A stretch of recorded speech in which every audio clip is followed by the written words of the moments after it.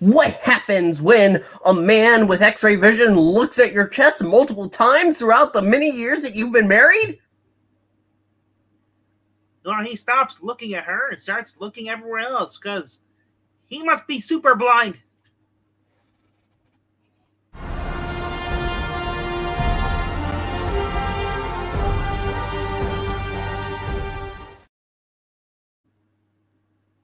Well, that's why he would wear glasses, Froggy, because he's not really blind, though. It really helps him to focus. Oh, hello, everybody. My name is Puppetine. I'm from the Geeky Puppet Show, here on the Geeky Puppet Show. Today, for what? For Superman and Lois. I'm aware that we have spread to Twitch like a disease. Yep, like a disease. Puppet fever is spreading everywhere. Hope you catch it. But here we go, and we're talking about Superman and Lois. It's season 3, episode 2, and it's labeled Uncontrollable Forces, because that's what we're dealing with in this episode. So let's go ahead and start discussing it. The events that happen. Most of this takes place in a party.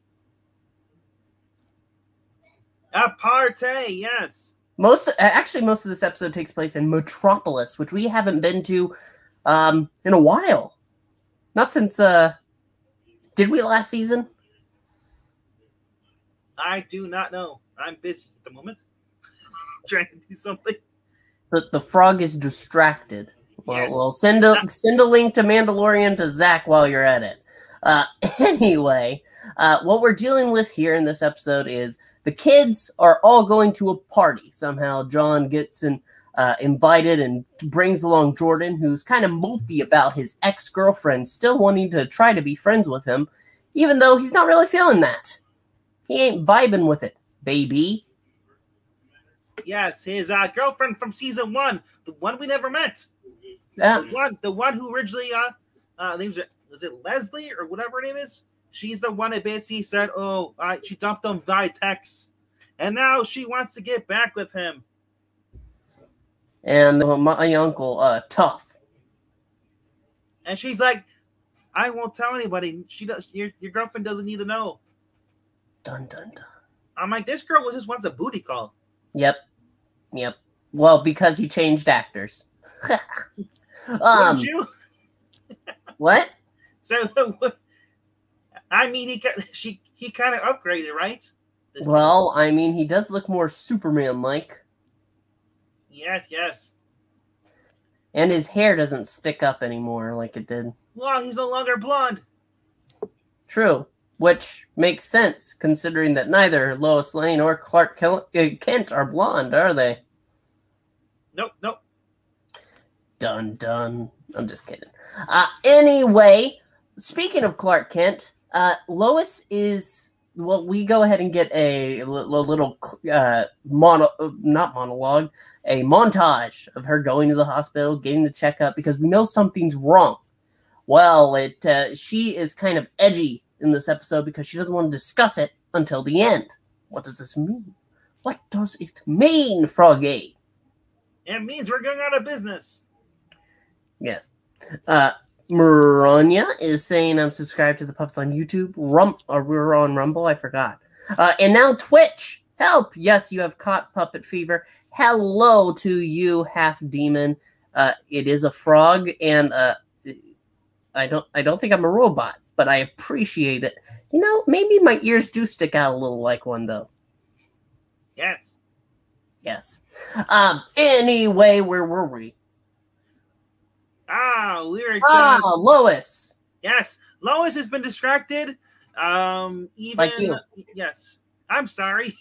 I was trying to get Twitch set up so people don't need phone verification. They can just talk. Oh, very nice. Yes. One of the many new features that I'm trying to get used to on Twitch is basically trying to get it so it's we can get people in here, and also we don't want to get, obviously nobody likes having trolls and stuff, so I just try to make it smooth as possible. Man, yeah, Twitch is interesting. It is very twitchy. And I'm getting very twitchy. Well, we'll have time to get twitchy later. Now, right so now. what we are talking about is before. So basically, the boys basically end up going to a party that they're invited to by Jordan's ex. But this is only after basically when they went to go to the diner, they ran into the girls. They ran into Sarah and Natalie, and they basically Sarah. He went to go talk to Sarah and says, and then she just kind of ghosted, kind of like, it was kind of rude to him. Pulls Natalie. Sarah's being awkward too. Yes. Sarah said, I want to be friends with you. You're the first ex-boyfriend I've had that I want to be friends with. That is horrible. I want to just pull you along. Yeah. Let's be friends. No, girl. Come on. I know that you have you're in love with me, but don't worry. You can be the third wheel as I hang out with my new boyfriend. You know what's happening soon. So anyway, so basically, they wanted to go to a party in Metropolis. The girls, because Sarah was talking to Natalie, and basically Natalie had said they know back in her world there was a boy that she met that she liked. So they found out who he was instantly, and she convinces Natalie to basically go with her to Metropolis. So the girls basically, since Lana's distracted with work and stuff, Sarah feeds her a line, so she's going to go spend overnight or hang out with Natalie. Natalie actually tells her dad, John Henry, the truth. Party! Yep. But the other thing that's going on is that Onomatopoeia is, Gesundheit. Yes. We find out now, especially now, because I speculated before, it is a female onomatopoeia, unlike the male in the comics. Yes, we actually do, because she gets to say a couple lines. Well, not just that. Well, not just. She's going around and she's just killing people. Well, we don't know about the lines. Is that you see the giant cleavage under the suit. They show the crotch shot from the top. It's basically looking up at her. Yeah. Bruno Mannheim is working for her. I need to go back and watch this episode. Give me a second. I'll be right back. I had to look up because that's how tall she was. Oh boy. Okay. All right. I believe you. Thank you. I believe you. Anyway, yes. She kills first off the ex-mayor of Smallville, who had called Lana and basically gave her a clue. This. He's being murdered. In case because this villain does not use actual bullets, even though it sounds like a shotgun. This villain uses, this villain, Onomatopoeia, basically uses a canary cry, but like, almost like, I'm trying to think what his name is. He's the guy who's from the Batman Beyond villain. Get out of here, Grogu! Isn't your turn yet? You come back in like 10-ish minutes. Yes. So anyway, yeah. So basically, this person uses sound waves to basically destroy things. It can control at will, and the mayor, the ex-mayor, gets killed. But always not for Lana. The villain Onomatopoeia sees Lana Lang's number on the phone where she destroys it. Of course, this leaks. So basically, Sarah, having learned about this, had an awkward conversation with her ex-husband, who's still not over her. And she's, notice that Sarah is starting to act just like her mother. Yeah. Awkward situation. Run the other way. But speculation on this because Sarah's gone and this is when basically Lana figured this out. Lana's kind of upset because Sarah lied to her, and she finds out when she goes over by John to talk to Well, I'm in Matt's mom. I need to talk to my daughter. Look, she's what do you mean? She's in at the Metropolis because John had made breakfast or supper because he did not because originally they had shared with his daughter. He invites Lana in.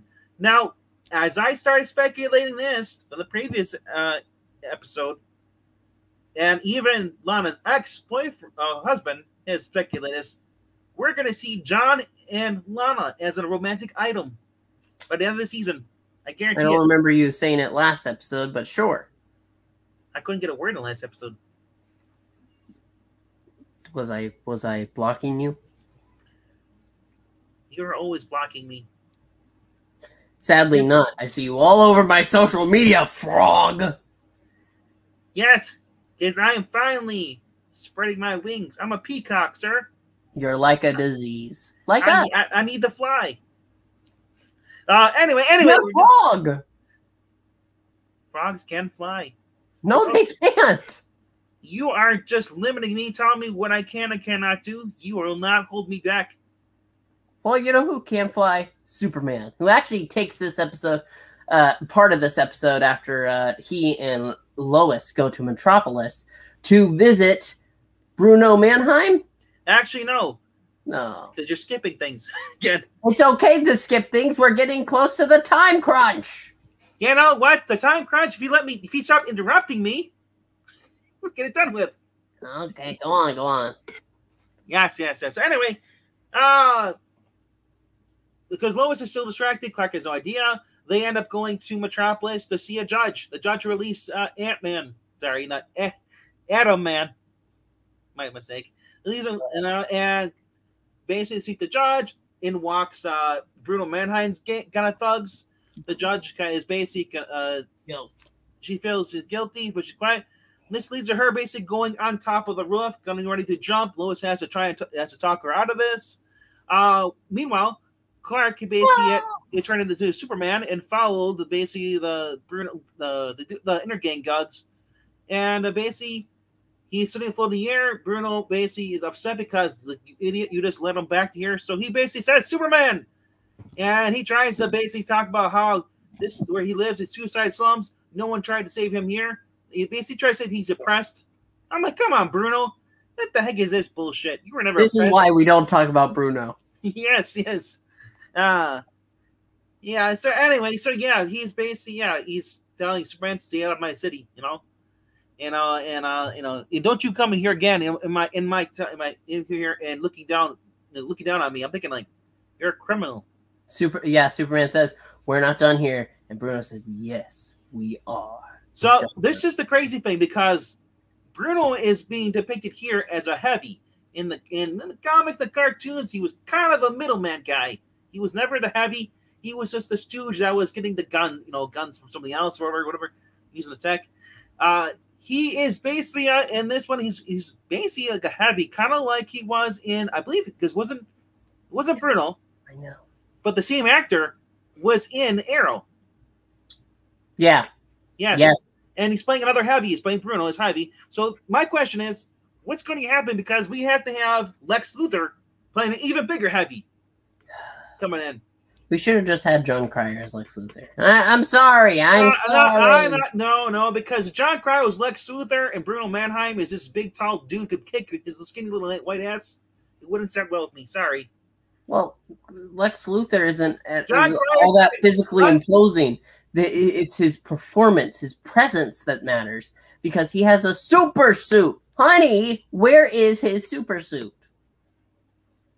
Yes. John Cryer was playing on easy mode with Supergirl. Oh. Don't. You're just changing your tune because you like this guy from The Walking Dead. Yes, bro. If you keep talking, you'll be joining them, the ranks. So anyway, this leads to basically Clark flying back because he hears what the judge going on the jump, and Lois reveals that she has stage 3 aggressive breast cancer. And Clark knew something was wrong because she wouldn't talk to him. He contacted her earlier and said that there's something wrong with you, but I'll wait when you're ready to talk about it. I'll be here. They have a heart-to-heart, and then the boys come home. They tell the boys this. At the end of this, Bruno Mannheim basically is confronted by Onomatopoeia and says like there was something took care of some problem, but it's fine. And we see that Atom Man is pretty much I know he's well, him x-raying her boobs probably caused that. Years, man. Years. Yes. So anyway, getting back to it, basically we see Edo Man on the table. He's basically having an aggressive seizure, and then this basically is ejected with something, and they kill him again. I'm dead again. Yes, and Onomatopoeia says, quit trying to work on this project, implying that Bruno is trying to create a race of superheroes. Or villains, super villains, you know. Yep. That is what it seems like. I'm very interested in seeing where it goes. Oh no. Bow ties are cool. Zachary, no. That happened one time. Kari Andrews, once again, is plagued. But basically, yes, that is the end of the episode. It is a solid episode, a little bit more of a downer. I think the first episode was a little better, but it was very entertaining. Yes. But now at this point, we have to ask you to like and subscribe, and on YouTube, leave a comment if you're watching there. Also, check out the Ko-Fi. I don't know if it's in the link on Twitch, because I don't know anything about Twitch. That is Froggy's Twitchy project. Yes, the Twitch is basically, the schedules are on there. So if you guys can give us a follow on Twitch, it'd be awesome. Yeah, we basically just do podcasts here. It's what we're doing here. We're doing little reviews of episodes. And then when Fridays and Sundays, we are reading on this channel. And yeah, basically Classic Puppet Theater is listed on the schedule. Classic. Usually we do one stream and then we start and we do another stream. So unlike some of you weren't used to Twitch, you're like, wait, why aren't you doing an 8-hour stream? Well, we're not playing video games. It's just basically we like to have organization here on YouTube because YouTube's a little different. YouTube is our main gig. Twitch is just something we're just kind of feeling out because you know what? All the cool kids are over on Twitch, and we're just trying to basically lure you over here to YouTube if you want to. Well, yep. We'll go ahead and we'll see you in the next one. We'll be live again in just a few moments. Thank you so much for watching, and goodbye. And turn on alerts so you know if you're on